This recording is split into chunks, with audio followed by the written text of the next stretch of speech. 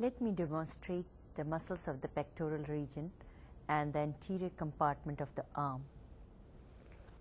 In the pectoral region, the first muscle we are looking is the pectoralis major. The muscle is supplied by the medial and the lateral pectoral nerves. These nerves come from the medial and the lateral cord. The muscle is attached to the lateral lip of the intertubercular sulcus. Contraction of these fibers will bring the arm into horizontal flexion position, while the contraction of the lower fibers will bring the arm into the vertical flexion position. This triangular muscle underneath is pec minor, attaches to the ribs, second, third and fourth, fifth, and the tip of the coracoid process. This is also supplied by the medial pectoral nerve. The function of this muscle is depressing the scapula by pulling over the coracoid process. The muscles of the anterior compartment of the arm, the small muscle which I am pointing at this point is the coracobrachialis, pierced by the musculocutaneous nerve, coming with the short head of the biceps from the tip of the coracoid process. Short head of the biceps is joining here with the long head of the biceps, and you can see near the probe the tendon lying in the intertubercular groove. The biceps muscle attaches to the radial tuberosity. The main function of this muscle is flexion on the shoulder joint and the flexion at the elbow joint. It's also a very strong supinator of the forearm. In children, this muscle is not very well developed, and this is the reason they cannot supinate. Underneath the biceps, the muscle which is I'm pointing is the brachialis. The brachialis is also a flexor of the elbow joint. Biceps, brachialis and coracobrachialis are supplied by the musculocutaneous nerve, and these muscles as a group are called as BBC muscles. Let me demonstrate the deltoid muscle. It is a muscle with three distinct parts, and every part has a particular function. The anterior fibers, middle fibers and the posterior fibers. All the fibers come and join together at the deltoid tuberosity. Anterior fibers help in flexion. Middle fibers are the abductor of the shoulder joint. As you can see, these fibers are crossing this shoulder joint superiorly. Contraction of these fibers lifts the arm in abduction. The posterior fiber help in the extension of the arm at the shoulder joint. The muscle is supplied by the axillary nerve from the posterior cord. As you remember, the axillary nerve passes through the anatomical neck. A fracture in the anatomical neck is going to crush the axillary nerve, which in result into the loss of abduction of the shoulder. Posterior compartment of the arm contains only one muscle, triceps. As the name suggests, triceps has got three heads. The only head we can see is the long head. The long head comes from the infraglenoid tubercle, joins with the medial and the lateral head and attaches to the olecranon process. As a rule, everything in the posterior compartment of the arm is supplied by the radial nerve, so this muscle is supplied by the radial nerve. The long head extends the arm and the whole muscle extends the elbow. On scapular region, the first muscle we are looking here is the trapezius. Trapezius is not a muscle of the upper limb, but indirectly it moves the scapula, so it helps in moving the upper limb. It's supplied by the cranial nerve 11. The second muscle which we are looking here is the infraspinatus, part of the rotator cuff muscle. The second muscle we are looking is the teres minor, another rotator cuff muscle. These are the main function of these muscles is the lateral rotation of the humerus. Teres major,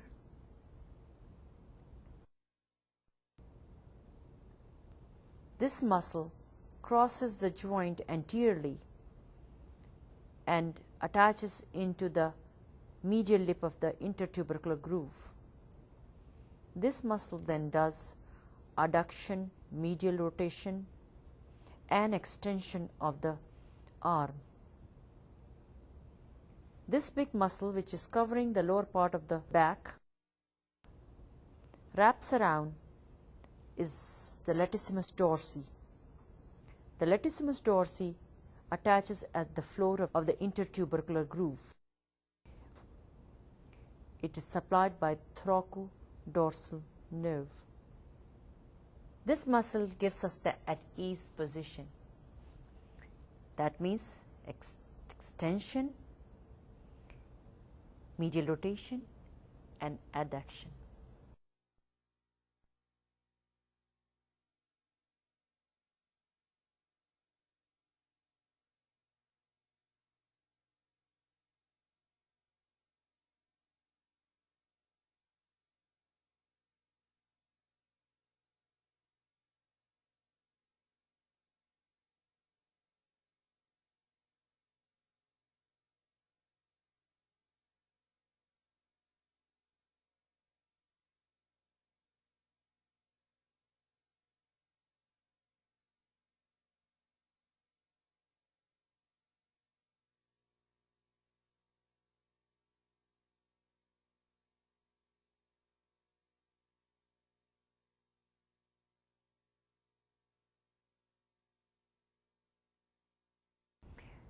Muscles in the anterior compartment of the forearm, which is also known as flexor compartment, are set in 3 layers.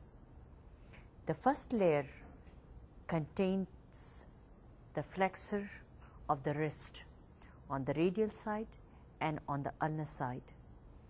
It also contains a pronator.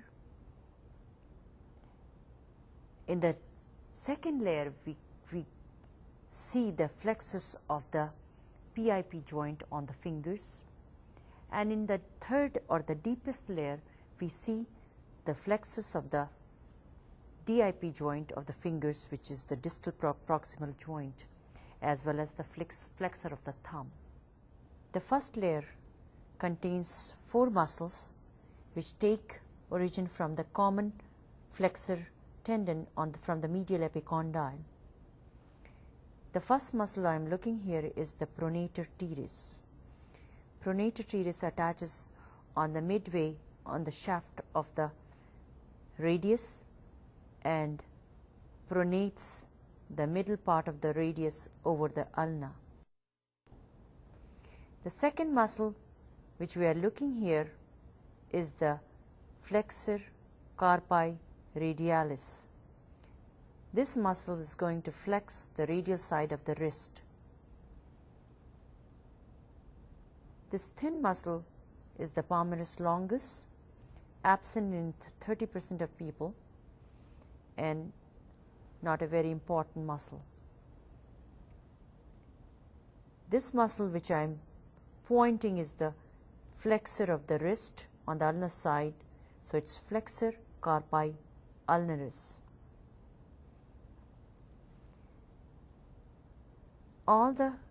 These muscles, 3 muscles, are supplied by the median nerve except flexor carpi ulnaris, which is supplied by the ulnar nerve.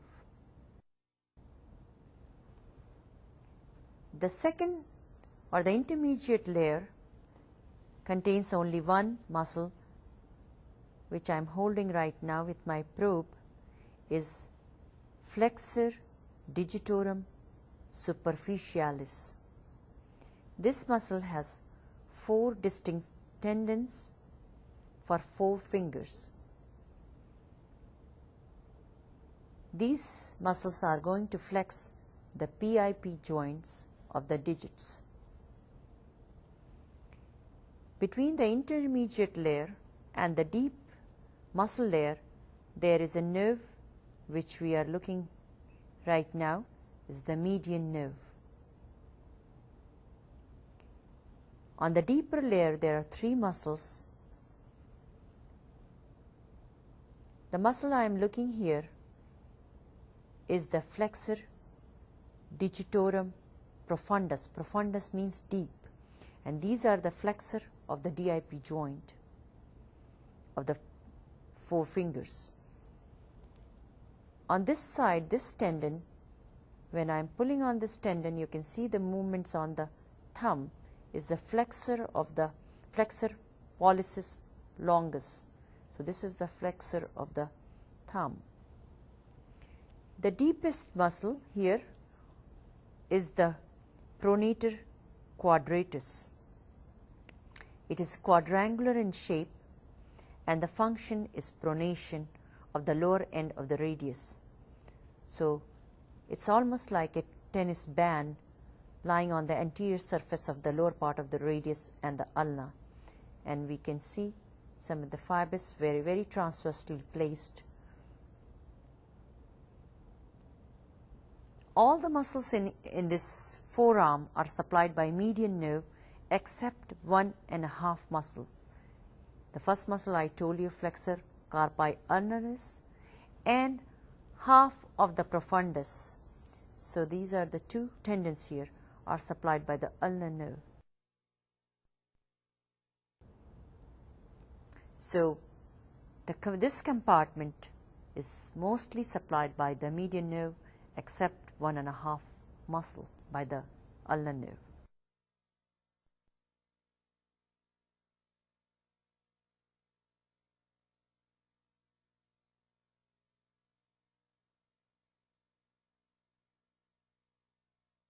The muscles in the extensor compartment of the forearm are arranged into 3 different groups.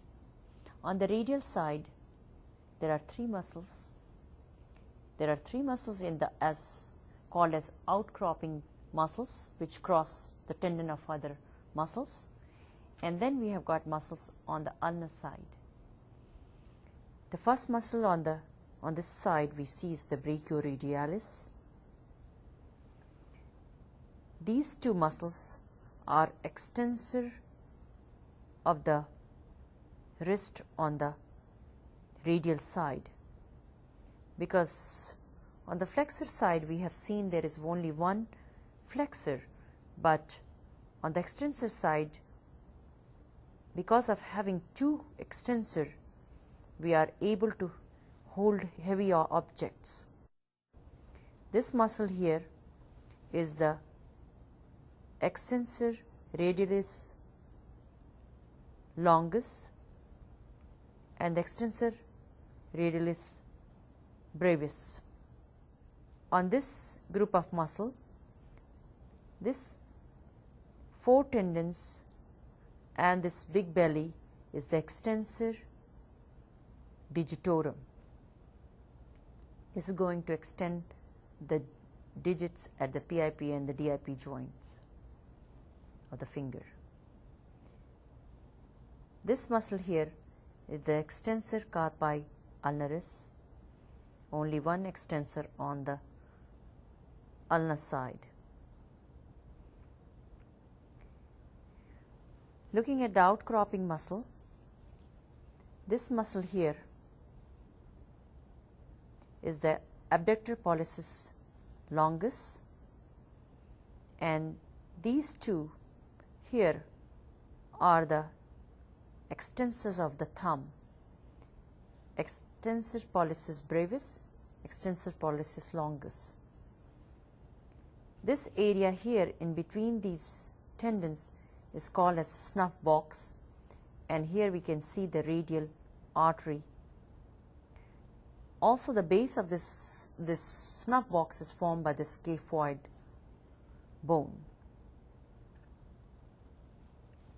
Deep, we see the two muscles here. This is, we already seen the tendon of the extensor pollicis longus, and this muscle here is the extensor indicis. As the name says, it goes to the index finger. We have got strong extension on the index finger, and that's why we can point. You can see there are two extensors going to the index finger. The last, a very small muscle which we are looking here. Now we can see this muscle.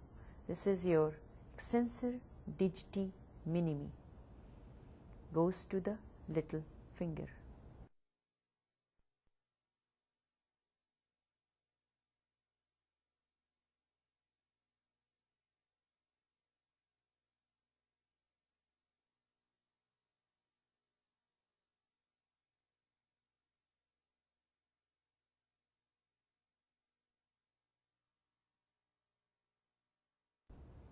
Muscles in the hand are very important for the fine movements. Most of the hand muscles are supplied by the ulnar nerve, except the 5 muscles on the thumb side. There are 2 groups of muscle which are called hypothenar eminence and the thenar eminence, which is on the thumb side. We have got sets of muscle in the middle, interossei and the lumbricals. The muscles of the hypothenar eminence are 3 muscles: abductor digiti minimi, flexor digiti minimi, and opponens digiti minimi, which we cannot see in here. The 3 muscles which are forming the thenar eminence is abductor pollicis brevis, flexor pollicis brevis, and underneath here we can see some of the fibers of the opponens pollicis.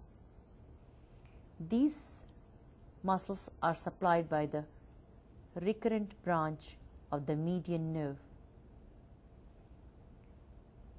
In the middle, we are looking at the tendons of the flexor digitorum superficialis, and deeper down we see the tendon of the profundus, flexor digitorum profundus.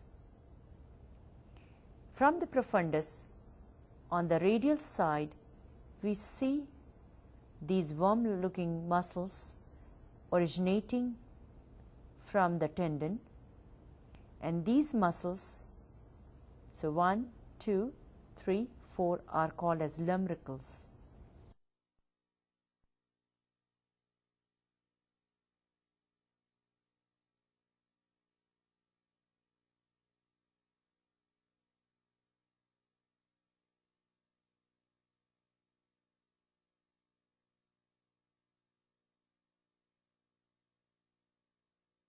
Lumbricals in the hand are a very special muscle which allows us to hold the newspaper or say bye-bye, because these muscles, they flex the MP joint and extend the PIP and the DIP. These lumbricals, they cross the MP joint, which is metacarpophalangeal joints, anterior to this axis. So they flex this joint, the MP joint, and then they pass over the PIP and the DIP on its external surface. So they flex these joints.